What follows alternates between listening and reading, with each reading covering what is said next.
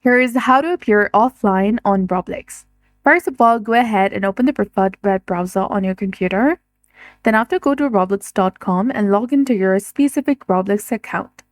Now click on the settings icon in the top right corner of your screen. From the menu that appears, select Settings. Now in the Settings menu, make sure that you're in the account info page that is in the top of the screen.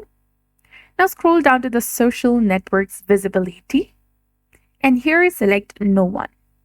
Ensure that no one is selected, and this will prevent others from seeing links to your social network profiles. Now, another thing you can do is go to Privacy and Content Restrictions. Here, go to Visibility and Private Servers. Go to Visibility again, and under the Online Status section, select No One. Also, go to the Show Current Experience section and select No One, and go for the Private Servers section. And in the case, if you do not want anyone to add you as a member in their private servers, you can go ahead and select No One, and you'll be done.